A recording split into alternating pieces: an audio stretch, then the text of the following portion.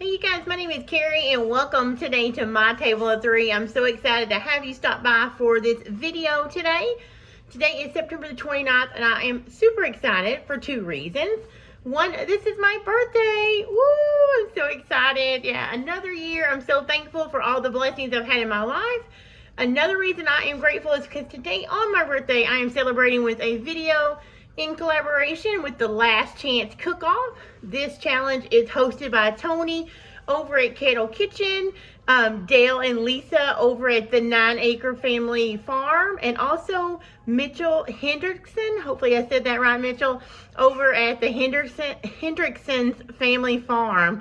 So I'm super excited that these three channels are hosting this wonderful collaboration and that they invited me along for the fun. I mean, have you guys been watching the video? How amazing have all these recipes been? So many great barbecue and smoking and grilling recipes. I just can't wait to try them all. I wish I could try them all right away, but hopefully along the time I'll get to try some I've seen on the collaboration so far. And I've heard that there are some pretty awesome prizes being given away. So yeah, it's all around been a super exciting collaboration. I'm really thankful to be a part of it. And today I'm excited to share with you a grilled salmon recipe with a special glaze that we like to eat on ours. It is a keto sugar-free glaze, but I'll give you some modifications if you're not keto or sugar-free. I'll tell you how to make it with just regular sugar, but you really don't want to miss it. It's super easy. It is so delicious. And it's a little bit different, you know. Sometimes maybe you don't want chicken, pork, or beef, which those are all great too, right? But maybe sometime you want to try some salmon or have some fish for some good omega-3s. Well, this is a great way to grill fresh salmon with that special Asian-inspired glaze that I'm going to offer for you. Yeah, so I hope you like the recipe. I hope you stick around to the end. And I wish all of you guys luck. If you haven't already won a prize, I wish you luck going forward in the remainder of the collaboration. And Tony, Mitchell, and Dale and Lisa, thanks so much for inviting me. Let's jump over in the kitchen and get that salmon started, shall we? I've already got the grill going outside, so let's get the salmon ready. All right, guys, so this is my piece of salmon. I have it on a piece of foil because I'm going to put it on the grill with that foil just so it doesn't stick to my grill, the grates. But what I did before I put the sauce on it, I make sure it's pin bone free, right? So salmon will likely have some little pin bones that run through it. And I just got this at Aldi, but even though it looks like it's clean and everything, you still need to run your fingers slowly around it all the way down. Check for those pin bones, and then you can just pull those out with tweezers. So that is ready. So I'm just gonna slide that to the side, and most important part, we're gonna make our glaze for that with just a few ingredients, but I'm gonna go over those with you really quick, and I'll give you some alternatives. So mine is basically like a keto sugar-free version of this. If you want to add, so I'm going to add a sweetener that's keto friendly, but if you want to use sugar, you can use sugar in the same amount, and I'm going to link the full recipe for the glaze below in the description. So because I don't measure, but I know you guys want measurements, so I'll put them below. This is my ketchup that I start with, just a low sugar ketchup, and it's about 3 tablespoons, I'd say. This is fish sauce. If you've never had it, I would go easy on it. I'm just going to put, I usually put a teaspoon, so I may put a teaspoon and a half, maybe 2 teaspoons. And then I'm going to do sesame oil. It's also something that's really strong, so start light with it. And the fish sauce, you guys, is going to have an odor, so don't think it's bad. I'm just going to start with about a teaspoon of the sesame oil. And then I'm going to do soy sauce. I like to do low sodium soy sauce or Braggs Liquid Aminoes, but I'm out of that right now. The reason I do that is because the seasoning that I'm going to use has salt in it, and I don't want it to be salty. So for a big piece of salmon like this, you need about 2 teaspoons.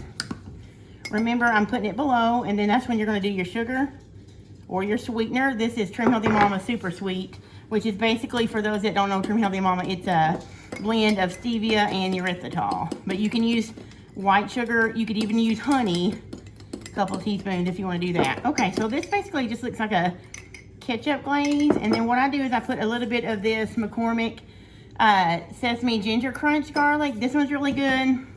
This one is also really good. This is one that I put in the prize pack that I donated for this because I love it so much. So I'm just going to sprinkle a little bit in there. This one has black sesame seeds, white sesame seeds, red pepper, garlic. About dumped it there if you guys saw that. Okay, so the one thing I'm gonna do is taste it really quick and see what I need. So let me see. I almost forgot the vinegar. That's what I forgot. So I'm gonna do that. This is rice wine vinegar. If you don't have rice wine vinegar, you don't have to go out and buy it. You could just use apple cider vinegar or even a white vinegar. So I'm gonna do that, and then I'm gonna put the rest of that sugar in there like that. I'm gonna stir it up again. You can see it's just basically like a, kind of looks like a barbecue sauce, but it just works so well with the Asian flavor, and it's gonna caramelize some on the grill. Let's see, I'm gonna add a little bit more of this. A little more sesame seed oil, and you can taste it. I'll give you the basic measurements below, and you guys can adjust it.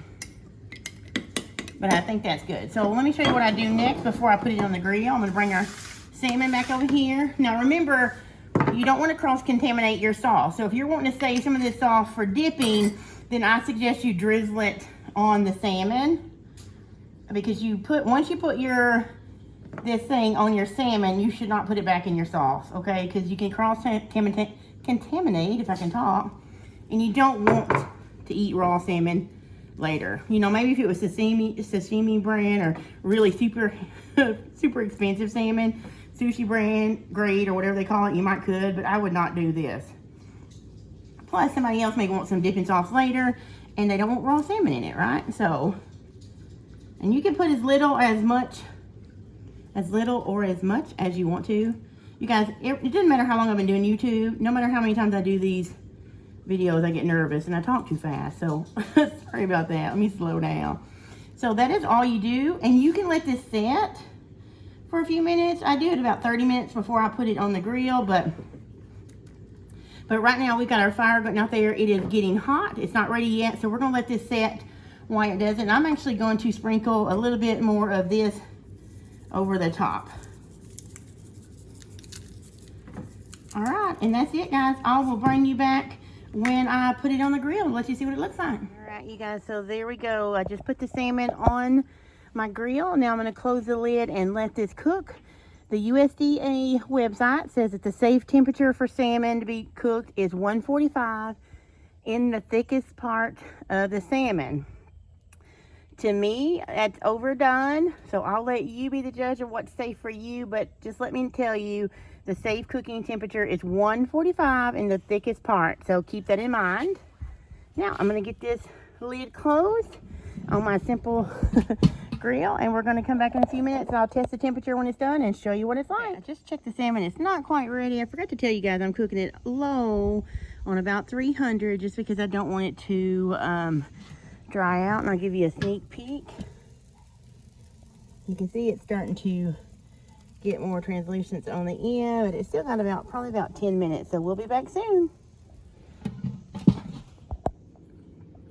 Okay, you guys, here is what it looks like. Mine cooked, it did get up to about 350, and it ended up cooking probably right out 27 minutes, close, maybe 30 minutes, but this is what it looks like. It's absolutely gorgeous. It's flaky, it's tender, so easy to serve. I'll show you real quick how we do it. You know, you can measure it out if you'd like to, serve however we want to, but I'm just gonna see if I can grab this. I'm doing this all one-handed, so, it's hot. Nate, can you come take over just for a moment? Let me get Nate to hold here, just hold it for Mom and voila. It's already going.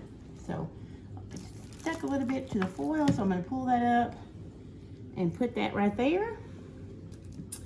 And there you go, guys. That is our salmon lunch grilled on the grill with a couple of Asian inspired flavors, including these two McCormick seasonings that I will link down below. But yeah, so we are going to dig in and have this, even grilled corn on the cob and salad, and then I'll come back and close out the video. But right now I'm hungry and we're ready to eat.